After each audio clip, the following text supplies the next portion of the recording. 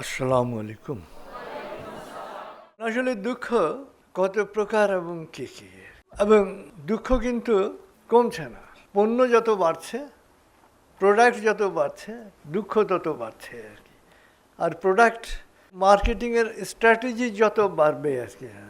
Marketing তো বোঝেন, marketing হচ্ছে যার যে জিনিস প্রয়োজন নাই সেই জিনিস তাকে দিয়ে কেনানোর নাম হচ্ছে মার্কেটিং। যেটা প্রয়োজন এটা কেনানোর জন্য কোনো মার্কেটিং করার প্রয়োজন নাই আর কি। যেমন চাল কেনার জন্য কোনো মার্কেটিংয়ের প্রয়োজন নাই, আটা কেনার জন্য মার্কেটিংয়ের কোনো প্রয়োজন নাই। যার যে জিনিসের প্রয়োজন নাই সেই জিনিস তাকে দিয়ে কেনাতে পারার নাম হচ্ছে মার্কেটিং আর কি। এবং মার্কেটিংয়ের ক্ষেত্রে একজন খুব সফল বিক্রেতা আর কি, সেলসম্যান, এক ফ্রিজ কোম্পানি ইন্টারভিউতে গিয়েছে। তো সিইও ইন্টারভিউ নিচ্ছেন, তো জিজ্ঞেস করছে যে তুমি ফ্রিজ কোথায় কোথায় বিক্রি করতে পারবে।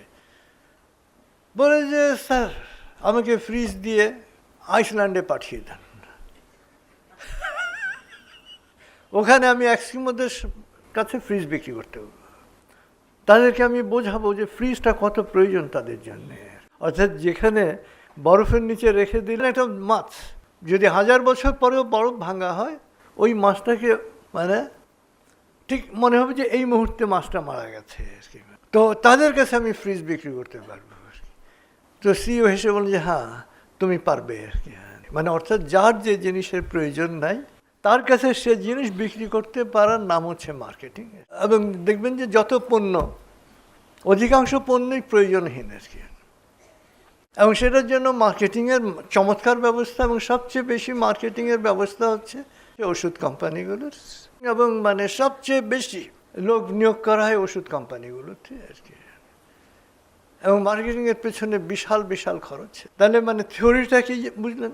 যার যে জিনিসের প্রয়োজন নাই সে জিনিস তার কাছে বিক্রি করতে পারার নাম হচ্ছে মার্কেটিং। এবং পণ্য যত বাড়ছে দুঃখ তত বাড়ছে, কারণ আপনার প্রয়োজন নাই যে জিনিস, সেই জিনিস যদি আপনি গ্রহণ করেন সেটা তো আপনার দুঃখের কারণ হবে আর কি। তার মানে হচ্ছে যে জিনিস আপনার প্রয়োজন নাই সেই জিনিস যত কিনবেন তত আপনার দুঃখ বাড়তে থাকবে। কারণ এখনকার যে সাম্রাজ্যবাদ, এই সাম্রাজ্যবাদ সরাসরি উপনিবেশ নয়, কিন্তু ইনডাইরেক্টলি আপনাকে দাস বানিয়ে রাখছে সমস্ত জিনিস বাকিতে দিয়ে আর কি। অর্থাৎ বাকিতে কিনতে পারছেন, আপনি ঋণ করে কিনতে পারছেন, কিস্তিতে কিনতে পারছেন, and you are becoming a slave. কিস্তি দাও। তো পণ্যের যত বিকাশ ঘটছে, বিস্তার ঘটছে, দুঃখ তত বাড়ছে আর কি। কারণ যত পণ্যের বিস্তার ঘটছে তত মানুষ একা হচ্ছে আর কি, তত মানুষ নিঃসঙ্গ হচ্ছে। এখন আমাদের পণ্য শেয়ার করার, পণ্য কেনার লোক আছে, বিক্রি করার লোক আছে, কিন্তু দুঃখ শেয়ার করার বা দুঃখ কেনার কোনো লোক নাই আর কি। আপনি যে দুঃখ বিক্রি করবেন তাও বিক্রি করতে পারবেন না আর কি। হ্যাঁ, দুঃখ আবার বিক্রি করতে হলে পয়সা দিয়ে বিক্রি করতে হবে আর কি। কারণ আপনি খুব দুঃখিত বোধ করছেন, খারাপ বোধ করছেন, সাইকিয়াট্রিস্টের কাছে যাবেন না, উনি আপনার দুঃখ কিনবেন কিন্তু টাকাটা আপনি দেবেন। অর্থাৎ দুঃখ আপনি বিক্রিও করতে পারছেন না, দুঃখ আপনি যখন কাউকে দিতে যাবেন সাথে টাকা দিতে হবে। আপনি যে দুঃখের কথা কাউকে বলবেন সেই কথা বলার মতন পরিবেশও এখন নাই। এবং কারণ আমরা কারো কোনো কথা শোনার আমাদের সময় নাই, শেয়ার করার আমাদের সময় নাই আর কি। আমরা শেয়ার করি কোথায়, আমরা শুনি কোথায়? বায়বীয়ভাবে আর কি, ডিজিটালি আর কি। এবং ডিজিটালি আসলে কোনো কিছু শেয়ার হয় না, টাচ ছাড়া কোনো কিছু শেয়ার হয় না আর কি। আপনার যেহেতু দুঃখ শেয়ার করার কেউ নাই, এই জন্য দুঃখ জমতে থাকে। দুঃখ শেয়ার করলে দুঃখ কমে, আনন্দ শেয়ার করলে আনন্দ বাড়ে আর কি। মানে আনন্দের নেচার হচ্ছে এটা যত শেয়ার করবেন তত বাড়বে, আর দুঃখের নেচার হচ্ছে এটা যত শেয়ার করতে পারবেন তত কমবে। আনন্দ শেয়ার করার আছে কিন্তু দুঃখ শেয়ার করার কেউ নাই। দেখুন এই যে দুঃখের সাথে জড়িত হচ্ছে অভিমান, জড়িত হচ্ছে জেদ এবং অভিমান। এই দুটো হচ্ছে একটা আরেকটার, এটা যমজ ভাই বা যমজ বোন বলতে পারেন। তো আসলে অভিমান, জেদ, ক্ষোভ এটা সবচেয়ে বেশি হয় আপনজনদের সাথে, যাদের সাথে সম্পর্কটা আবেগিক, যে কোনো ধরনের আত্মীয়তার সম্পর্ক হতে পারে, বন্ধুত্বের সম্পর্ক হতে পারে, অথবা আবেগীয় সম্পর্ক যেখানে রয়েছে সেখানেই এটা বেশি হয়। এই অভিমান, জেদ, ক্ষোভ এগুলো আপনজনদের সাথেই সবচেয়ে বেশি হয়, এবং অভিমানটা যখন দেয়ালের পর্যায়ে চলে যায় তখন এটা হয়ে যায় জেদ। ধরেন একজন আপনাকে একটা ঘুষি মারল, বা একজন অভিভাবক একটা চর মারল, এটা কিন্তু অভিমান সৃষ্টি হবে না, ক্ষোভ সৃষ্টি হবে।